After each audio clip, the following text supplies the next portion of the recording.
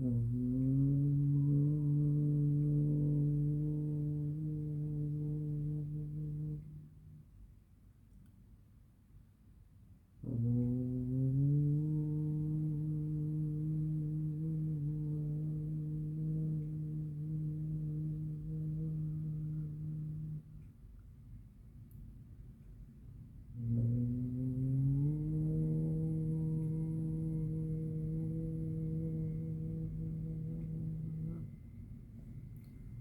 കൃഷ്ണ.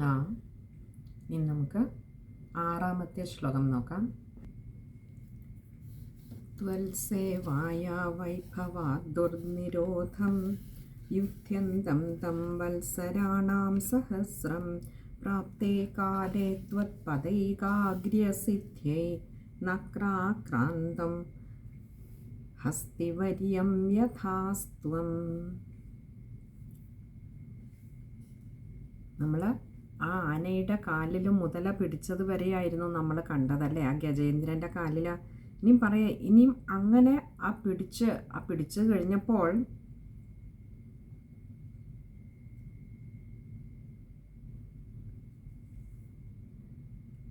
സാധാരണ നമ്മളൊക്കെ ചെയ്യുന്നത് പോലെ തന്നെ നമ്മുടെ കാലിൽ ഇപ്പോൾ എന്തെങ്കിലും കടിച്ചാൽ നമ്മളതിനെ വിടുവിക്കാൻ നോക്കുന്നത് പോലെ ഈ ഗജേന്ദ്രനും പല ആവർത്തി അത് ശ്രമിച്ചു. ആ മുതലയുടെ വായിൽ നിന്നും, അല്ലെങ്കിൽ തൻ്റെ കാലിൽ പിടിച്ചിരിക്കുന്ന ആ മുതലയെ തൻ്റെ കാലിൽ നിന്നും ഒഴിവാക്കുന്നതിനൊക്കെ ധാരാളം ശ്രമിച്ചു. എന്നിട്ട് പറയുകയാണ്,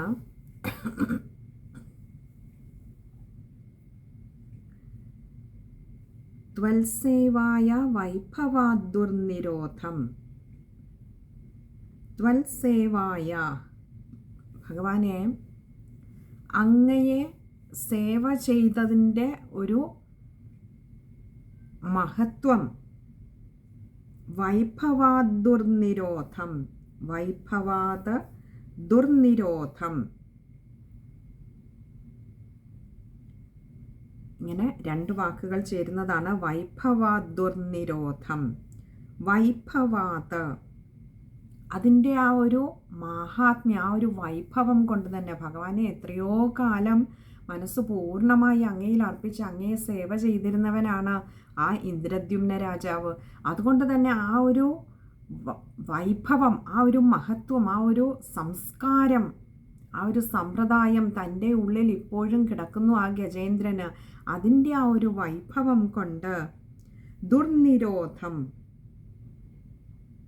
അതായത് മറ്റ്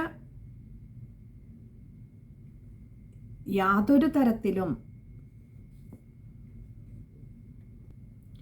മറ്റൊരു ജന്തുക്കൾക്കും തൻ്റെ നേരെ ഒന്നും നിൽക്കുവാൻ പോലും കഴിയാത്തതായിട്ടുള്ള, എതിർക്കുവാൻ കഴിയാത്ത വിധത്തിൽ അത്രമാത്രം ശ്രേഷ്ഠതയുള്ളവനായി കഴിഞ്ഞിരുന്നു ആ ഗജേന്ദ്രൻ. യുധ്യന്തം തം വത്സരാണാം സഹസ്രം. യുധ്യന്തം,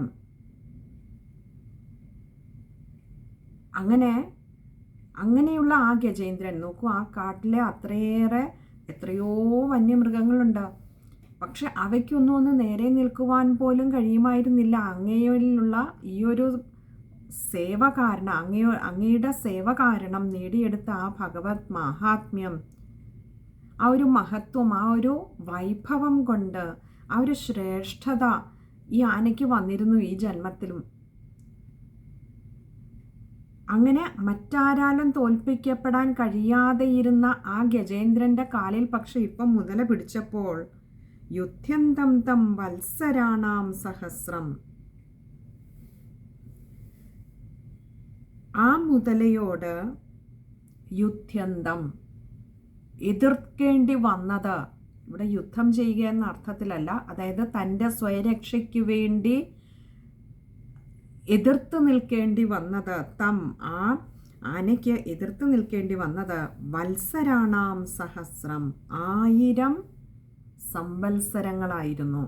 അപ്പോൾ 1000 സംവത്സരങ്ങൾ ഈ ഗജേന്ദ്രന് മുതലയിൽ നിന്നും തൻ്റെ കാൽ വിടുവിക്കാനായിട്ട് യുദ്ധം തുടർന്നുകൊണ്ടേ ഇരിക്കേണ്ടി വന്നു എന്ന് പറഞ്ഞാൽ അതിനർത്ഥം അതിനുശേഷം വിടുവിച്ചു മുതലയുടെ വായിൽ നിന്നല്ല. ഇപ്പോൾ യുദ്ധം, ആ ഒരു എതിർപ്പ് തുടങ്ങിയതിന് ശേഷം അങ്ങോട്ടും ഇങ്ങോട്ടുമുള്ള പിടിവലിയും ആ മുതലയുടെ വായിൽ നിന്ന് രക്ഷപ്പെടുവാനുള്ള ആ ഒരു പരിശ്രമവും തുടങ്ങിയിട്ടിപ്പോൾ 1000 സംവത്സരങ്ങൾ കഴിഞ്ഞിരിക്കുന്നു. അപ്പോൾ ആദ്യം ഈ മുതലയുടെ വായിൽ നിന്നും തൻ്റെ കാൽ വലിച്ചെടുക്കുന്നതിന് സ്വയമേവ കുറേയും ശ്രമിച്ചു. തൻ്റെ കഴിവിൽ നല്ല വിശ്വാസമുണ്ടായിരുന്നു. അഥവാ ആ കഴിവിനെയായിരുന്നു കൂടുതലും ആശ്രയിച്ചിരുന്നത്. തന്നെ എതിർക്കാൻ മറ്റൊരു ജീവി ഇല്ലാതിരുന്ന ആനയുടെ ഉള്ളിൽ തൻ്റെ കഴിവിനെക്കുറിച്ച് ഒരു അമിത വിശ്വാസം ഉണ്ടായിരുന്നത് കൊണ്ട് തന്നെ ആദ്യം ആ മുതലയുടെ വായിൽ നിന്നും തൻ്റെ കാലിനെ രക്ഷിക്കുവാൻ താൻ സ്വയമേവ ധാരാളം പ്രയത്നിച്ചു. പക്ഷെ അതുകൊണ്ട് രക്ഷയില്ലെന്ന് കണ്ടപ്പോൾ കൂടെയുണ്ടായിരുന്ന മറ്റാനകളും പിടിയാനകളും എല്ലാവരും കൂടി ഈ ഗജേന്ദ്രൻ്റെ കാല് മുതലയുടെ വായിൽ നിന്നും വലിക്കുവാൻ നോക്കി. എന്നിട്ടും രക്ഷയില്ല. ഒടുവിൽ അവർ പിൻവാങ്ങേണ്ടി വന്നു. അവർ വന്നതുപോലെ തന്നെ തിരികെ പോയി. 1000 സംവത്സരമൊന്നും ഈ ആനയ്ക്ക് വേണ്ടി ആരും കാത്തു നിന്നില്ല. അവരൊക്കെ തിരികെ പോയി. കാരണം അവർ വിചാരിച്ചാൽ ഇനിയും ഈ ആനയെ രക്ഷിക്കാൻ കഴിയില്ല എന്ന് മനസ്സിലായി. അങ്ങനെ പക്ഷെ ആനയ്ക്കാകട്ടെ ഈ മുതലയുടെ വായിൽ കാലിരിക്കുന്നിടത്തോളം കയറി പോകാനും പറ്റില്ല, വിട്ടുകൊടുത്ത് മുതലയ്ക്ക് കീഴടങ്ങാനും വയ്യ.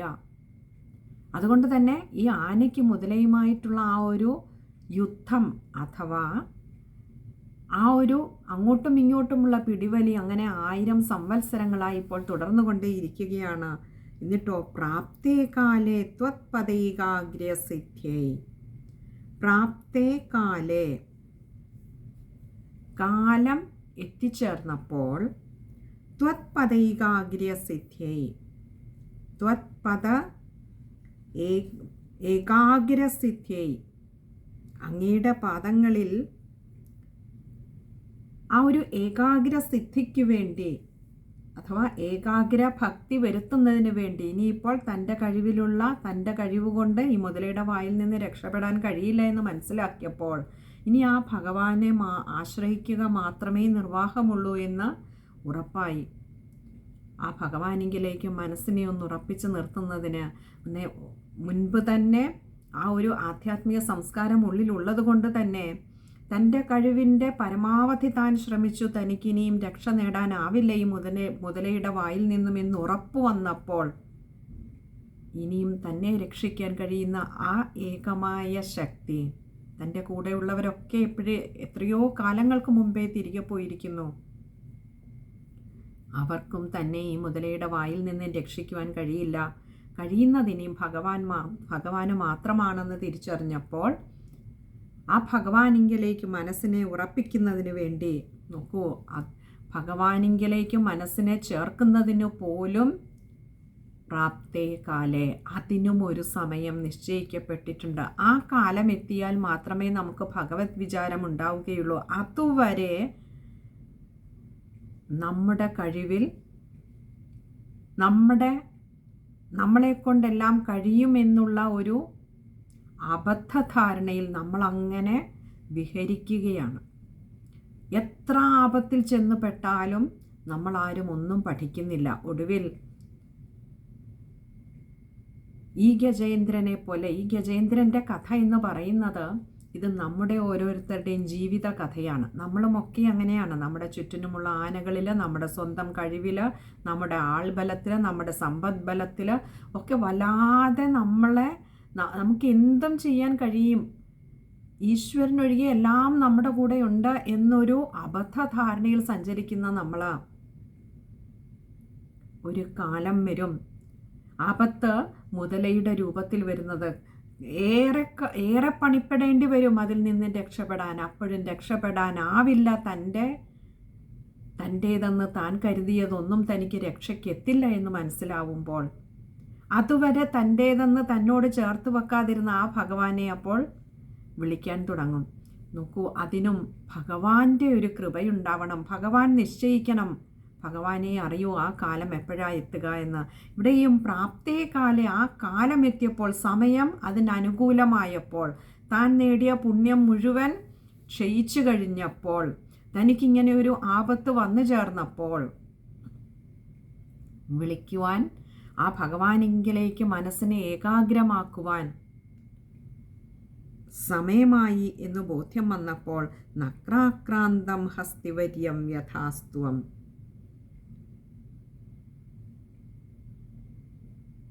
നക്രാക്രാന്തം,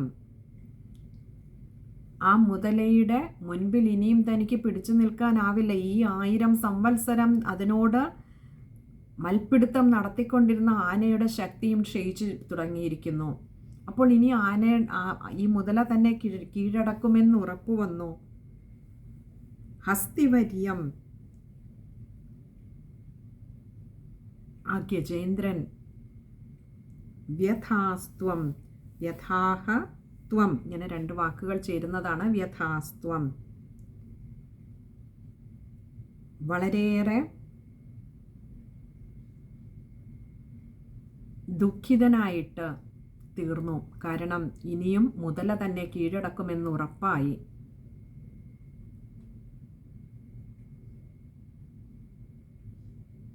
നമ്മളൊക്കെ ജനിച്ചു വീഴുന്ന കാലം മുതൽ മരണമാകുന്ന മുതലയുടെ വായിൽ നമ്മുടെ ഒരു കാൽ എപ്പോഴുമുണ്ട്. അത് ഇതുപോലെ 1000-ഓ 10,000-ഓ 100-ഓ 50-ഓ 20-ഓ ഒക്കെ വർഷങ്ങൾ ഈ മുതലയോട് നമ്മൾ മൽപ്പിടുത്തം നടത്തിക്കൊണ്ട് മുൻപോട്ട് പോയിക്കൊണ്ടാണ് ഇരിക്കുന്നത്. അപ്പോഴും നമ്മുടെ ബലത്തിൽ നമുക്ക് വല്ലാത്തൊരു അഹങ്കാരമുണ്ട്, വിശ്വാസമുണ്ട്. നമ്മുടെ ഭാര്യ, അച്ഛൻ, അമ്മ, സഹോദരങ്ങൾ, മക്കൾ ആരൊക്കെയോ നമ്മളെ രക്ഷിക്കുവാനുണ്ട്. നമ്മുടെ പണം അതിന് ഉപോത്ബലകമായി വർത്തിക്കുന്നുണ്ട്. ഏതാപത്തിൽ നിന്നും നമ്മളെ രക്ഷപ്പെടുത്താൻ നമ്മുടെ സമ്പത്തിനാകും, നമ്മുടെ പദവിക്കാവും എന്ന് ചിന്തിച്ച് നമ്മളുമൊക്കെ പരക്കം പായുകയാണ്. ഒടുവിൽ ഒരു കാലം വരും, ഈ ശക്തി ക്ഷയിക്കുന്ന കാലം, ബാക്കിയുള്ളവയൊക്കെ നിസ്സഹായരായി മടങ്ങിപ്പോകുന്ന കാലം. അവർക്കും നമ്മളെ ഈ മുതലയുടെ വായിൽ നിന്നും രക്ഷിക്കുവാനാകില്ല. മരണം എന്ന് പറഞ്ഞാൽ ഈ ദേഹത്തെ ഉപേക്ഷിക്കുക മാത്രമല്ല, പലതരത്തിലുള്ള കഷ്ടതകൾ മുതലയുടെ രൂപത്തിൽ നമ്മളെ ബാധിച്ചിട്ടുണ്ട്. അത് ആ കാലം എത്തുമ്പോൾ അത് എത്തും. ഗജേന്ദ്രൻ എത്രയോ കാലം തന്നെ എതിർക്കുവാൻ മറ്റാരും ആ വനത്തിലില്ലാതെ ആ വനത്തിലെ രാജാധിരാജനായി വാണിരുന്നു. അതുകൊണ്ട് തന്നെ ഗജേന്ദ്രൻ എന്നാണ് മേൽപ്പത്തൂർ നാരായണ ഭട്ടതിരിപ്പാട് പറഞ്ഞതുപോലും.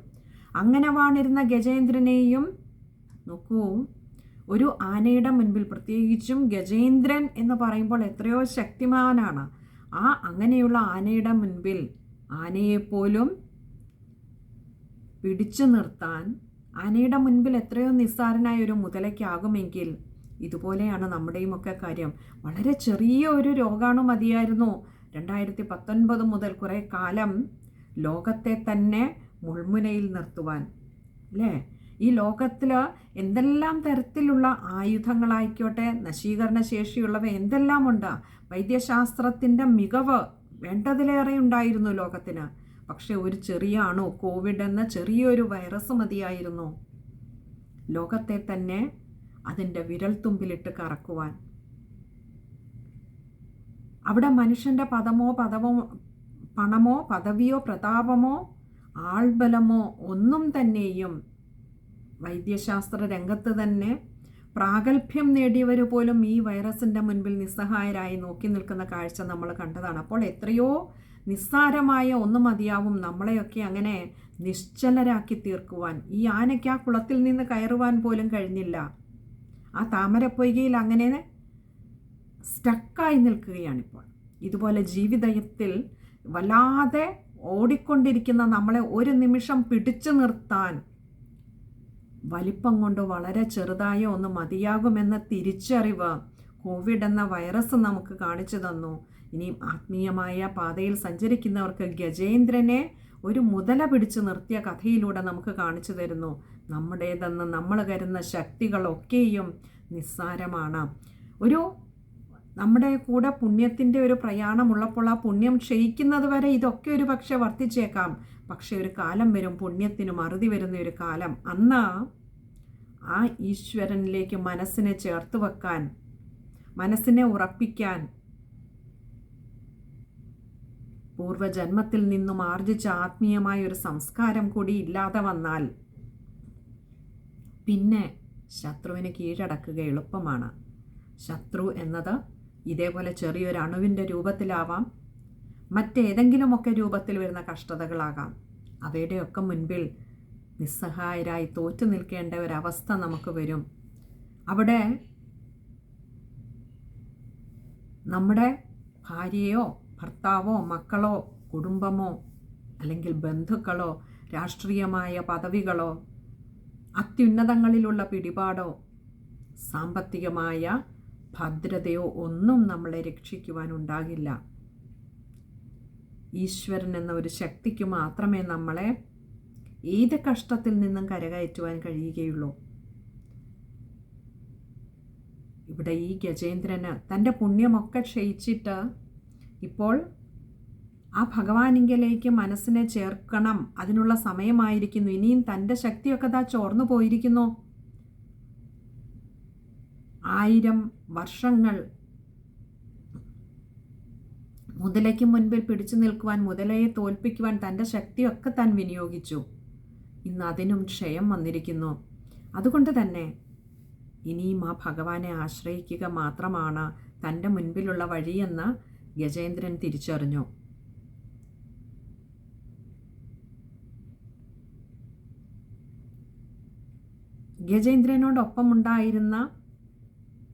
ഒപ്പം സഞ്ചരിച്ചിരുന്ന ആ പുണ്യം ക്ഷയിച്ചു തുടങ്ങിയിരിക്കുന്നു. ഇനിയും തന്നിലേക്ക് മനസ്സിനെ ചേർക്കുന്നതിന്, ഉറപ്പിക്കുന്നതിന് കാലമായി എന്ന് ഭഗവാൻ തിരിച്ചറിഞ്ഞുകൊണ്ട് ആ ഉറപ്പ് വരണമെങ്കിൽ ഇപ്പുറത്ത് മുതലയുടെ ഒരു കടി ഉണ്ടാകണമെന്ന് ഭഗവാൻ അറിയാമായിരുന്നു. ഒരു കഷ്ടത വന്നാലേ നമുക്ക് ഭഗവാനിലേക്ക് മനസ്സിനെ അങ്ങോട്ട് ഉറപ്പിക്കുവാനാകൂ ആ ഭഗവത് പാദങ്ങളിൽ. നമ്മൾ സന്തോഷം വരുമ്പോൾ ഭഗവാനെ വിളിച്ചാൽ ഒരു പക്ഷെ അത്രമാത്രം മനസ്സർപ്പിച്ച് നമുക്ക് വിളിക്കുവാൻ കഴിഞ്ഞു എന്ന് വരില്ല. പക്ഷേ ഒരു സങ്കടം വരുമ്പോൾ നമ്മൾ നമ്മളെ തന്നെ മറന്നുകൊണ്ട് ഭഗവാനെ അങ്ങോട്ട് ആ പാതാരവിന്ദങ്ങളിലേക്ക് നമ്മളറിയാതെ നമ്മളെ അങ്ങോട്ട് ചേർത്ത് വെക്കുകയായി, സമർപ്പിക്കുകയായി. ഇവിടെയും ആ ഗജേന്ദ്രനെ വീണ്ടും ആ ആത്മീയ സംസ്കാരത്തിലേക്ക് ഉറപ്പിച്ചു നിർത്തുവാൻ സമയമായി എന്ന് തോന്നിയ ഭഗവാൻ മുതലയെ കൊണ്ടൊന്ന് കാലിലൊന്ന് കടിപ്പിക്കുകയാണ് ചെയ്യുന്നത്. അതും ഭഗവാന്റെ ഒരു കാരുണ്യം, കരുതൽ എന്നേ പറയേണ്ടു. ഹരേ കൃഷ്ണ. ഇനി നമുക്ക് ആ ശ്ലോകം ഒന്നുകൂടി നോക്കാം.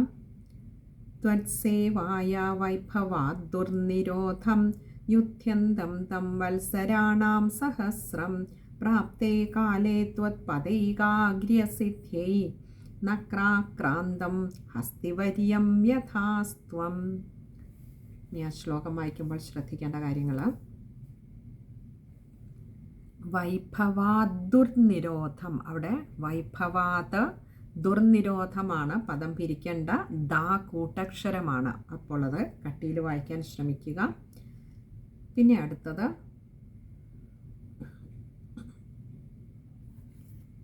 ത്വത്പദൈകാഗ്ര്യ സിദ്ധ്യൈ. അവിടെ അഗ്ര്യ എന്നുണ്ട്, ഗ്ര്യ, ഗ്ര അല്ല ഗ്രിയ ആണ്. അത് വായിക്കുമ്പോൾ ശ്രദ്ധിക്കുക.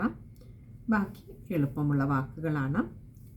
ഇത് ഇത്രയും കാര്യങ്ങളാണ് ആ ശ്ലോകം വായിക്കുമ്പോൾ ശ്രദ്ധിക്കേണ്ടത്. ഇനി അടുത്തത് 7ാമത്തെ ശ്ലോകമാണ്. അത് നമുക്ക് അടുത്ത സത്സംഗത്തിൽ കാണാമെന്ന് കരുതുന്നു. ഹരേ കൃഷ്ണ.